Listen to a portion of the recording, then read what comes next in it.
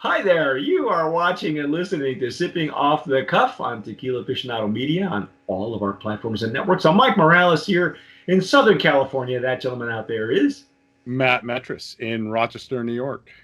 Matt, and I have been gloriously surprised with Masuave. Mm-hmm. As you can see, I was so surprised. I've already been through half a bottle. This is the Anejo. It's almost Mine is still full. Yeah, as you can see, Matt has not touched his at all. We were stunned by the quality of this juice. There's beautiful bubbles on this thing. The hammered look is just really nice. It's good hand feel too. You spent time behind the stick, so this would be a good one to handle, wouldn't it? Yeah, you can pour out of this guy. You see some of these bottles that are very pretty to look at, but are almost a nightmare to pour out of. Yeah, you spill most of it on the bar, then you put in your shaker. Yeah, exactly. But anyway, we love the Blanco. We love the Reposado. Reposado had a lot of character. This is the Anejo version, and again, we're just gonna taste it and pour it, and then tell you all the ins and outs. I'm gonna use my Glencairn. Matt had a great suggestion for the Reposado. He said it's a great digestif, an after dinner tequila, and I totally agree. I think there was enough body and character to stand up even to a cigar. Although the serving suggestion said to pair it with a Chipotle chicken taco. Mm-hmm. So, mm-hmm. I'm good. This one is paired with filet mignon and chocolate truffles. Oh, no kidding! Oh, wow, we're getting fancy up in here. Fancy. Beautiful color. I like it. This is more of what I'm used to seeing now in the more traditional sense. And same thing with the Blanco and the Repo, that we don't see the legs and tears right away. Yeah. And again, not a bad thing. Here they go. Yeah. Just takes a minute for that film to sort of build up on the glass.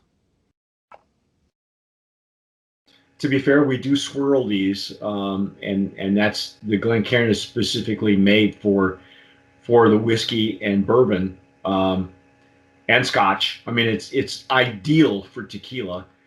Besides the Jarritos, and the Jarritos and the Glencairns actually are made by the same company. Yeah, and they're very similar glasses between the two as well. Oh yeah. This one's footed, of course. Yeah. And oh, there they go. That's a beautiful. You see that nice string of pearls on that. Very, and it's not clingy. It's not it. It's funny because we talked about this with the Blanco. It looks thin, but there's a lot of great mouthfeel. And so this is one of those. It doesn't behave like what you see in the glass. It isn't necessarily what you get on the intake and the mouthfeel. Mm-hmm. And that's not a bad thing. Oh! I didn't smell it yet. No. Oh wow! Oh my God! That's beautiful. That's beautiful. Oh! Wow! The wood notes coming up here. Mm-hmm. It's almost like it's a complete whiskey for me. Mm-hmm. Not necessarily bourbon, but the wood notes are just gorgeous. Mm-hmm. It's like it's singing to you. Wow! Holy cow! Yeah, 18 months aging on this guy. Same as the Reposado, where it's split between virgin barrels and former whiskey barrels. So they're blending, obviously. But now see, as I give you more of the details, if you haven't watched the first two episodes, I'll give you the ins and outs as to where this is coming from. I'm very familiar with this distillery and the quality of their aged tequilas, as well as the Blancos. There's a long tradition with this distillery of coming up with some beautiful. The barrel management is stunning. I don't know who it is. Well, I'm hoping that the person who was in charge of that.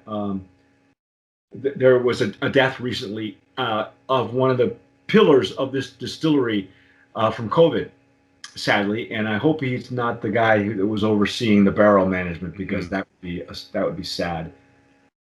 I'm hoping it's not anybody that I know, but you know, there's all kind. Okay, this reminds me of the reposado, but much more amplified now. Mm-hmm. Mm-hmm. Um, And I for the first time in 3 tastings, I do not get vanilla in my aroma. okay, but I was going to say I'm not getting the agave now. No, none. Yeah. Yeah, we discovered it is baked in stone ovens, agave, and that's completely what I got in the Blanco, and you could still sense it in the Reposado, but I don't sense it here. Mm-mm. Wow, that's just gorgeous, though. Man, that's beautiful. And it is a throwback for me. This is taking me back.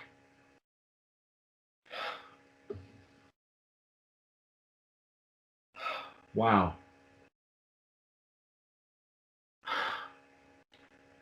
No alcohol. I'm not getting any alcohol in the center. Nothing. I got a little bit when I first poured it, but it's kind of subsided now. Anything else you're getting? Now the oak is really overpowering for me. But that's in a good way, though, isn't it? Yeah. No, I'm not saying it in a negative way at all. It's just it I think if I let this sit for 15, 20 minutes, I'm going to pick up some other more subtle aromas, but the oak comes out really strong, and that's not necessarily a bad thing. No. The reason I'm enjoying it is because I really have not sensed a tequila with this kind of aroma in a long time. Well, we got to dive in, man. Let's do it. Yeah. Just.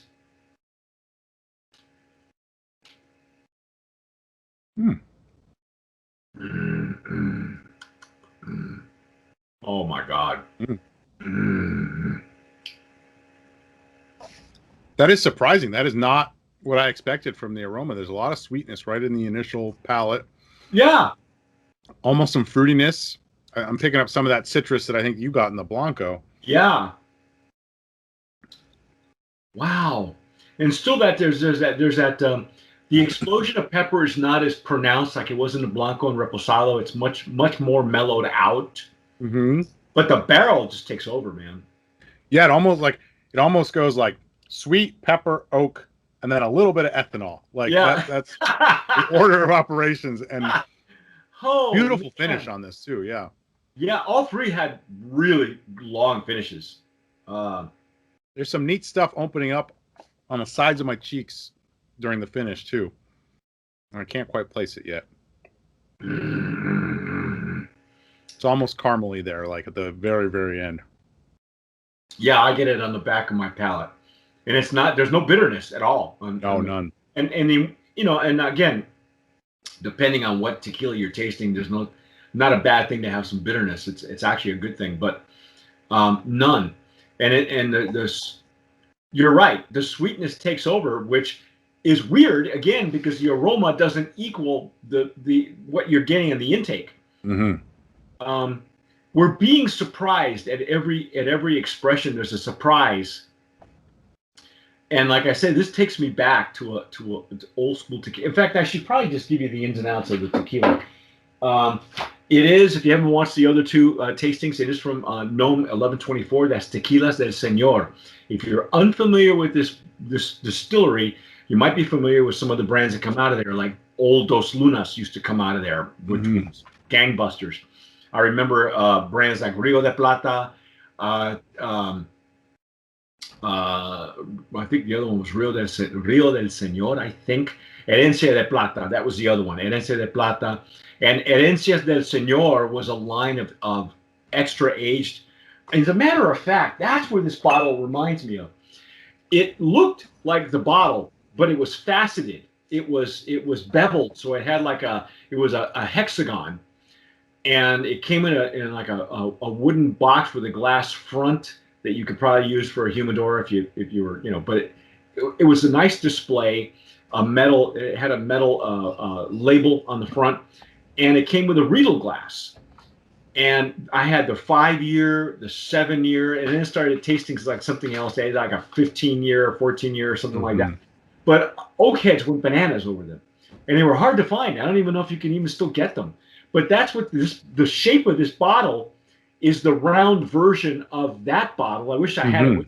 Got it in storage in my garage. But those of you who have had Herencia del Señor, you'll remember how wonderful that tequila was. And to me, the 5-year and then the 7-year were the best. That's for me. But I know that they went further on and they aged even longer. But yeah, a lot of reputable brands come out of that distillery. And I may have mentioned this in the Reposado. The pillar of this distillery, Pedro Garcia Uribe, passed away recently due to COVID. And I'm pretty sure because the label, there's a signature on the label of the master distiller, and I know it says Manuel, but I'm not sure if it's Manuel Garcia. It looks to me like it would be, because traditionally Garcia would have an accent on the I, and that's what it looks like. It looks like an accent as opposed to a dot. So that's sad. What do we know? What do we know about the price point on this thing? $50. Right that's on the cheap, man. Yeah, on the Friar Tuck Beverage website. We talked about Friar Tuck earlier. They appear to be in the St. Louis, Missouri area retailer, and this is where this brand is based. But yeah, right on their website, $49.99. So that's a steal. Yeah, because the notes here say that it's mellow and smooth. Mellow, yeah. I think the edges are more rounded off from the Blanco, because the Blanco is a great tequila. In seasoned whiskey barrels and New American oak casks.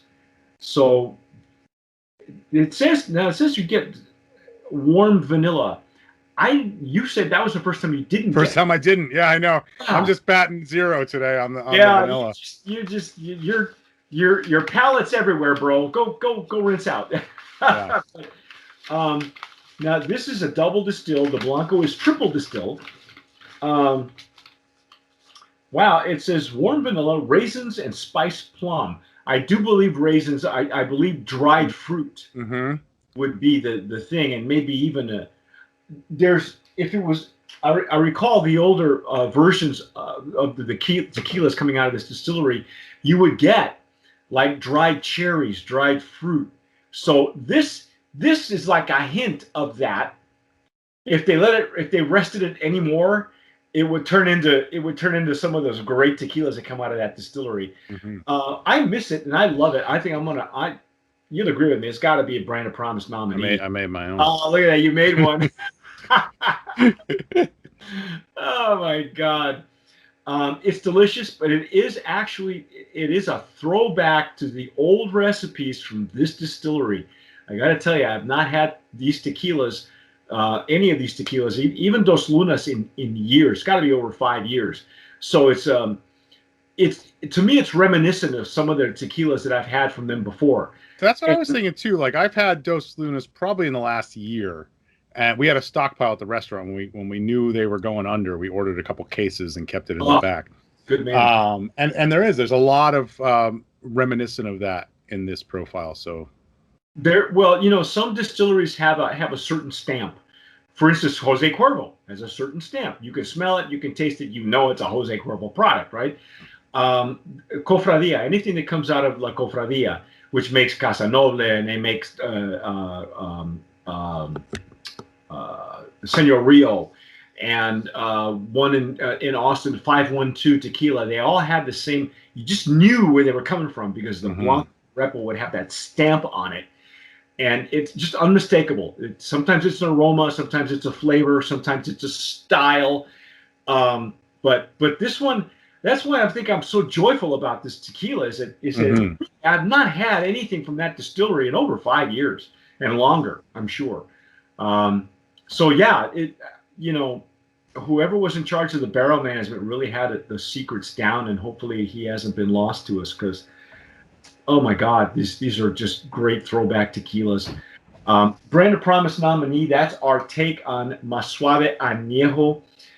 The price points on this are fantastic. The Repo was an award winner by BTI. Originates with 100% blue Weber agave grown in the highlands of the Los Altos Valley, the Los Altos Valley. Yeah, that got me too. That's kind of That's confusing nomenclature. so. I'm wondering if I'd like to know. I'd like to know more about where the agave is, because the valley, El Valle, is sometimes known as Amatitan. And you know the tequilas from that region, because they're so there's a lot of minerality and earth. They do a lot of interesting things with that flavor profile. They'll oxygenate it, you know, they'll triple distill it, they'll blanco suave it like this one is. But it says Los Altos Valley, so the deep red clay soil makes for a sweeter floral tequila. The result is a double distilled ultra premium tequila not found anywhere else in the world. Tequila says, Senor. Gosh, I hope this is a renaissance, a reemergence of this distillery, because they were really, Dos Lunas did a great job in being everywhere before it fell apart. I mean, you could probably still get it. They used to be, Dos Lunas was the official tequila of the Miami Dolphins, believe it or not. This is Buffalo Bills country, so you can't talk about that. Yeah, sorry. Well, we can't. We haven't been able to talk about the Dolphins in years, so you know, I'm just glad. I'm just glad that LA finally got the Rams and the Chargers. Now we have two teams instead of no teams at all. Because I tell you what, the Raiders, Vegas can have the Raiders. We don't want them. Because I tell you what, I said it before. Watch them leave Las Vegas. As soon as that deal is over with, they're going back to Oakland. You just done. Goodbye. Anyway, that's our take on Masuave sports and tequila, ladies and gentlemen. I'm Mike Morales here in Southern California. That gentleman out there is Matt Metris in Rochester, New York. We've been going off tangents on Tequila Aficionado Media on all of our platforms. You can find us on Pinterest. You can find us on Instagram. If you're watching us on YouTube, please subscribe. Hit the notification bell. Give us a like. And yeah, give us a high five. If you've had this tequila, tell us what you think. We're communicating with our audience now a lot more. I think people are they're digging your videos, man. So hit the notification bell so that way every time we upload a video with Matt on it, you'll know. And you know, whatever you do, tomar sabiamente. Sip wisely.